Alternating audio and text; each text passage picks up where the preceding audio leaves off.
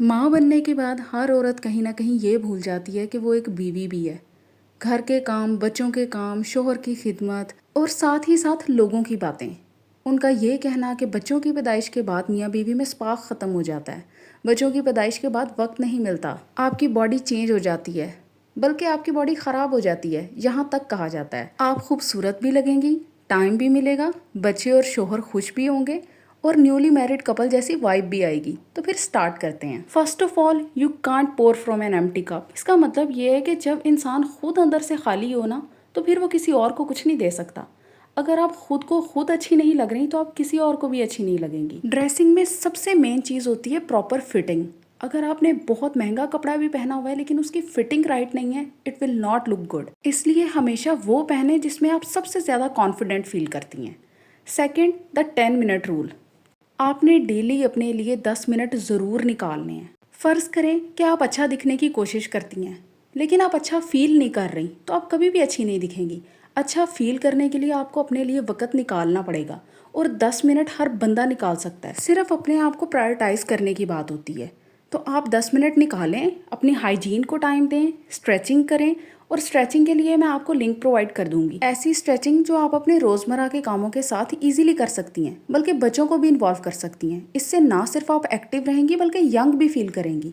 Third point is weaponise nostalgia. Very important point. शादी के शुरू के दिन जो हर कपल के लिए बहुत ही यादगार, बहुत ही अच्छे होते हैं, उनको कभी भी भूलना नहीं चाहिए।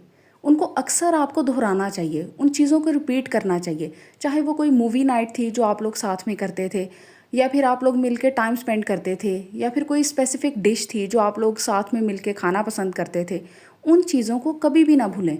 ये सबसे इम्पॉर्टेंट चीज़ है। जब आप इन चीज़ों को छोड़ देते हैं ना, तब आपको बहुत लंबे अरसे के बाद याद आता है कि कभी हम ऐसे भी थे। तो अपने साथ ये चीज़ हरगिज़ ना होने दें। चाहे हफ्ते बाद, 2 हफ्ते बाद, महीने बाद, लेकिन उन चीज़ों को रिपीट लाजमी करती रहा करें। अगर आज 10 साल गुजर गए हैं शादी को, 11 साल गुजर गए हैं, तब भी उन चीज़ों को याद करके उनको दोहराएं। Okay, next is story time hack. This is very specific.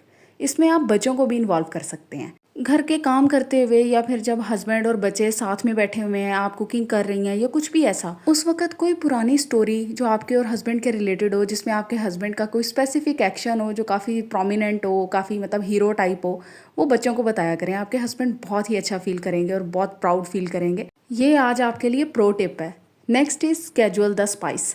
आपको पता है, जब बच्चे बड़े हो जाते हैं, इंसान की मसरूफियात बढ़ जाती हैं, तब इन चीज़ों का ना टाइम निकलता नहीं है, निकालना पड़ता है। आपको चीज़ों को स्केड्यूल खुद करना पड़ेगा।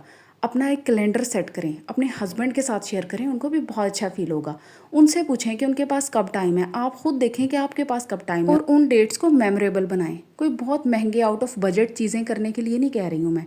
उस दिन कोई आप स्पेसिफिक ड्रेस पहन लें जो हस्बैंड को पसंद है, और कोई स्पेशल डिश बना लें जो आप दोनों मिलके खाएं, साथ में टाइम स्पेंड करें, शॉपिंग प्लान कर लें, मूवी नाइट प्लान कर लें, पिकनिक प्लान कर लें। असल मकसद आपस में टाइम स्पेंड करना है। तो जो भी चीज़ें आपको खुश करती हैं, उन चीज़ों को स्केड्यूल लाजमी करें।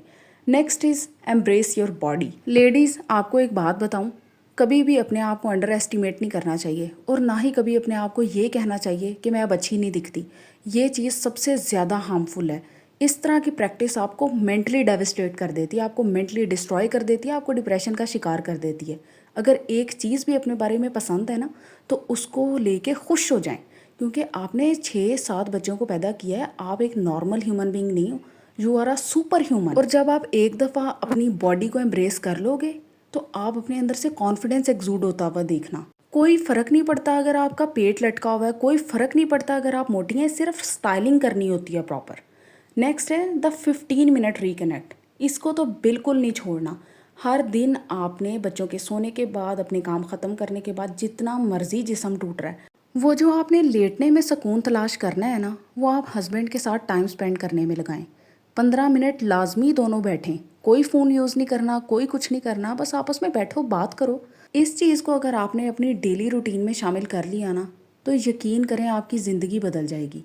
आपके हस्बैंड आपके बगैर सो नहीं सकेंगे, उनको सुकून नहीं आएगा जब तक वो आपसे बात नहीं कर लेंगे।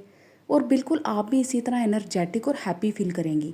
एक दूसरे को टाइम देना किसी भी रिलेशनशिप का सबसे इम्पॉर्टेंट पार्ट होता है। तो अगर वीडियो पसंद आई हो तो चैनल को लाजमी सब्सक्राइब करें। Thank you.